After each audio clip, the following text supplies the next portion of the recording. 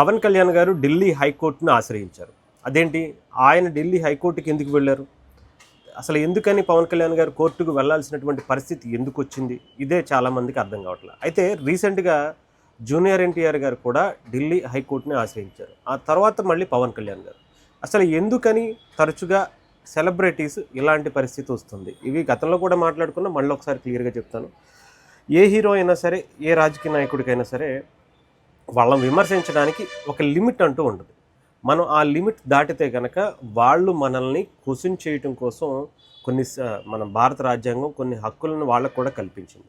అదే ఇప్పుడు మన జూనియర్ ఎన్టీఆర్ గారు కావచ్చు, చిరంజీవి గారు కావచ్చు, గతంలో హృతిక్ రోషన్ గారు కావచ్చు, ఐశ్వర్య రాయ్, అభిషేక్ బచ్చన్ ఇలా చాలామంది దీన్ని వాడుకున్నారు.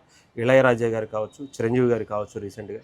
సో వీళ్ళందరికీ అంటే వాళ్ళని అంటే వేరే వాళ్ళ హీరోగా అభిమానించడం కావచ్చు, లేదంటే వేరే రాజకీయ నాయకుడిని అభిమానించడం కావచ్చు, అందుకోసం వీళ్ళని తిట్టాలని, ఇష్టానుసారం వీళ్ళని కించపరుస్తూ మాట్లాడాలని, వాళ్ళకి సంబంధించినటువంటి ఫోటోలు మార్ఫింగ్ చేసి అంటే సునకానందం పొందుతున్నటువంటి వ్యక్తులు ఎక్కువైపోయారని చెప్పాలి. గత 2019 నుంచి 24 వరకు ఒక ప్రభుత్వం అయితే ఇదే పనిగా ఒక కంకణం కట్టుకొని పని చేసిందేమో అనిపించింది. దాని రిజల్టే దానికి సంబంధించినటువంటి ఆ మూలాలే ఇంకా పనిచేస్తున్నటువంటి పరిస్థితి కూడా కనిపిస్తుంది. ఇవి మన దగ్గరే కాదు, ఇతర రాష్ట్రాల్లో కూడా ఎక్కువ ఉంది. మన రాష్ట్రంలో మితిమీరిపోయిందని చెప్పాలి. దీనికి కంట్రోల్ చేయటానికి ఎవరు గత ప్రభుత్వాలు కానీ ఇప్పుడున్నటువంటి ప్రభుత్వాలు చేసినా కూడా వీళ్ళని భావ ప్రకటన స్వేచ్ఛ కింద ఇంకొకటి కింద చేస్తున్నారు. అదేంటి మీరు అలా ఎలా శిక్షిస్తారు అని చెప్పి మళ్ళీ కొంతమంది చెప్తున్నారు. అందుకనే పవన్ కళ్యాణ్ గారు ఏం చేశారంటే, ఆయన ఇప్పుడు డిప్యూటీ సీఎంగా ఉన్నారు. ఆయన ఇప్పుడు ఉన్నటువంటి కూటమిలో ప్రభుత్వంలో ఒక మంచి భాగస్వామిగా కూడా ఉన్నారు, మంత్రిగా కూడా ఉన్నారు. మరి ఆయన చర్యలు తీసుకునేటువంటి అవకాశం ఉన్నప్పుడు ఆయన ఎందుకు వెళ్ళారు? ఆయన చేయలేరా? ఆయన చేయలేక ఆయన కోర్టుని ఆశ్రయించారా అంటే ఇక్కడ అలా చూడకూడదు. ఇక్కడ ఏంటంటే కొంతమంది కూడా అలాగే మాట్లాడుతున్నారు. ఈవెన్ ఒక వెబ్సైట్ ఛానల్కి సంబంధించినటువంటి వాళ్ళు కూడా ఇదే పద్ధతిని అవలంబించారనే చెప్పాలి. వాళ్ళకి అంటే పవన్ కళ్యాణ్ గారికి చేతగాక కోర్టుకు వెళ్ళారు అంటే, పవన్ కళ్యాణ్ గారి చేతనైతే మాత్రం చట్టాన్ని చేతుల్లోకి తీసుకోలేరు కదా. సో చట్టానికి లోబడే పవన్ కళ్యాణ్ గారి చర్యలు తీసుకోవాలి. ఎప్పుడైతే వాళ్ళకి సంబంధించినటువంటి ఈ సోషల్ మీడియా ప్లాట్ఫామ్స్ అన్నీ కూడా మనకి ఢిల్లీ వేదికగా ఎక్కువ ఉంటాయి. సో అక్కడి నుంచి కనుక వస్తే అవి కంట్రోల్ అయ్యానని ముందు ఆ వెబ్సైట్లు కంట్రోల్ చేసుకోవచ్చు. అంటే ఫేస్బుక్ కావచ్చు, ఇన్స్టా కావచ్చు, ఇంకొకటి కావచ్చు, ఇవన్నీ కూడా కంట్రోల్ చేయడానికి ముందు మెయిన్ సిస్టమ్ వాళ్ళకి నోటీసులు పంపించాలి. వాటిలో అలాంటి వీడియోస్ని, అలాంటి ఫొటోస్ని, ఏఐ జనరేటెడ్ వీడియోస్ని తీయాలి అని చెప్పి నోటీసులు వస్తుంది హైకోర్టు. దాన్ని మనం పట్టుకుని అలాంటివి ఎవరైతే చేస్తున్నారో దాన్ని మనం అరెస్ట్ చేయటం కానీ ఇంకొకటి చేయటం కానీ చట్టానికి లోబడి చట్టం ఇచ్చినటువంటి తీర్పును, కోర్టు ఇచ్చినటువంటి తీర్పును మనం అమలు చేసేటువంటి అవకాశం ఉంటుంది. అంతేగాని మనం ఇచ్చారు కదా అని చెప్పి ఇష్టానుసారం జగన్మోహన్ రెడ్డి గారి లాగా ఎవరిని పడితే వాళ్ళని ఎప్పుడు పడితే అప్పుడు దేనికి పడితే దానికి అరెస్ట్ చేయలేం. దాంట్లో సమయం ఉన్నా అంటే విషయం లేకపోయినా కూడా వాళ్ళ దాంట్లో ఏ తప్పు లేకపోయినా కూడా ఏదో ఒకటి దాంట్లో ఇరికిచ్చి ఏదో ఒక దాంట్లో వాళ్ళని ఇబ్బంది పెట్టాలి. వాళ్ళు గతంలో నన్ను తిట్టారు, గతంలో నన్ను ఇదన్నారు, గతంలో నన్ను అదన్నారు, లేదంటే నాకు అడ్డంగా ఉన్నారు, నా రాజకీయ ఎదుగుదలకి ఇబ్బందిగా ఉంది అనుకునేటువంటి పరిస్థితి చేసేటువంటి పరిస్థితులు ఉంటాయి. బట్ ఇక్కడ కూటమి ప్రభుత్వంలో పవన్ కళ్యాణ్ గారు ఉన్నా ఇంకొకరు ఉన్నా చట్టానికి లోబడి చేసేటువంటి పనులు చాలానే చేస్తున్నారని చెప్పాలి. అలాంటి దాంట్లోనే ఇది కూడా ఉంది.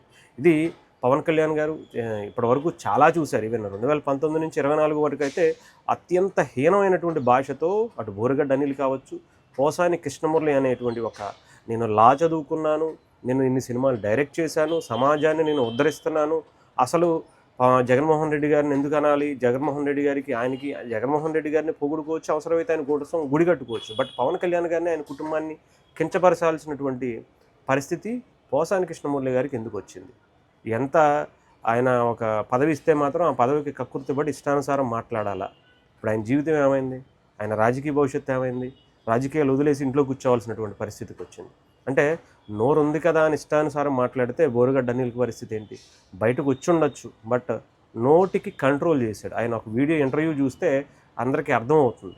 ఏదైతే అధికార పార్టీని నా వెనకాల జగన్ ఉన్నాడు, నా వెనకాల వీళ్ళు ఉన్నారు, వాళ్ళు ఉన్నారని చెప్పి విర్రవీగిపోయి ఇష్టానుసారం నోటితో మాట్లాడుకున్నటువంటి మాటలన్నీ కూడా మాట్లాడుతూ రెచ్చిపోయాడో ఇప్పుడు దానికి పర్యవసానమే తను అనుభవించాడని చెప్పాలి. ఒక ఇంత పశ్చాత్తాపం కూడా కనిపించట్లేదని చెప్పాలి. ఇంకా నేను అలాగే ఉంటాను, నా అధినేత నాకు సపోర్ట్ చేస్తాడని ఆయన చెప్తున్నాడు కానీ, అక్కడ జగన్మోహన్ రెడ్డి గారికి సంబంధించి మాత్రం ఎవరు కనీసం ఇతను మా వాడు అనేటువంటి చెప్పుకునేటువంటి దిక్కే లేదు.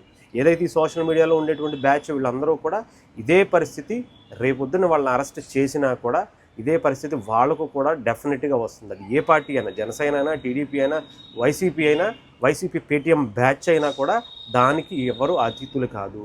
బోరుగడ్డనే అరెస్ట్ చేసినప్పుడు పెద్ద ఏమీ చేయలేకపోయారు. అలాగే పోసాని కృష్ణమురళిని అరెస్ట్ చేసి లోపలేసి కుమ్మేసినప్పుడు కూడా ఏమీ చేయలేకపోయారు. ఈవెన్ తర్వాత చాలామంది ఆ పద్ధతిలోకి వచ్చారనుకోండి, అలాంటి వ్యక్తులను కూడా బయటకు తీసుకురావడానికి చాలా కష్టం పడాల్సినటువంటి పరిస్థితి. ఇప్పటికీ అవన్నీ జైలుకి వెళతామని తలుచుకుంటేనే ఒక్కొక్కళ్ళు భయపడుతున్నటువంటి పరిస్థితి వైఎస్ఆర్సీపీ నాయకులు. మరి అలాంటిది పేటీఎం బ్యాచ్ అంతా, పేటీఎంకి ఆ డబ్బుల కోసం కక్కుర్తిపడి ఇష్టానుసారం మాట్లాడేటువంటి పద్ధతి మానుకోకపోతే మేము ఎక్కడున్నా ఏమీ చేయలేరు అనుకునేటువంటి ఆలోచనలు అలాగే ఉంటే కనుక మనం ఒక్కసారి ఐబొమ్మ రవిని గుర్తు తెచ్చుకోండి. ఎక్కడో ఉండి నేను ఏదో చేసేస్తున్నానని అనుకుంటే, పోలీసులు పట్టుకోవాలనుకుంటే మీరు పెద్ద ఇబ్బంది ఏం కాదు, వాళ్ళకి ఆఫ్టర్ ఆల్ మీరు. బట్ ఆ స్థితికి తెచ్చుకుంటే మీరు మళ్ళీ జీవితంలో మీ ఇంట్లో పిల్లలు కానీ, మీ భార్య పిల్లలు కానీ ఇలాంటి పని చేస్తున్నారు అని తెలిస్తే కనుక మీకు ఎలాంటి గౌరవిస్తారనేది కూడా ఆలోచించుకోవాలి. సో ఏదేమైనా పవన్ కళ్యాణ్ గారు తీసుకున్నటువంటి నిర్ణయాన్ని డెఫినెట్గా సమర్థించాల్సినటువంటి పరిస్థితి ఉంది. ఏ సెలబ్రిటీ అయినా, ఏ రాజకీయ నాయకుడికైనా సరే ఇలా ఇంత దారుణంగా నాకు తెలిసైతే ఈ రాజకీయ చరిత్రలో కావచ్చు, సినిమా చరిత్రలో ఇంత దారుణమైనటువంటి ఆయన్ని క్రిటిసైజ్ చేసినటువంటి పరిస్థితులు ఏ హీరోకి, ఏ రాజకీయ నాయకుడికి గతంలో లేవనే చెప్పాలి. ఈ చండాలపు పరిస్థితి, ఈ సాంప్రదాయం అనేది 2019 నుంచి ఇప్పటి వరకు కొనసాగుతూనే ఉంది. దీన్ని ఇంకా కొనసాగిస్తున్నటువంటి వ్యక్తులు ఎవరనేది కూడా బయటకు తీసుకురావాల్సినటువంటి పరిస్థితి కూడా ఉంది.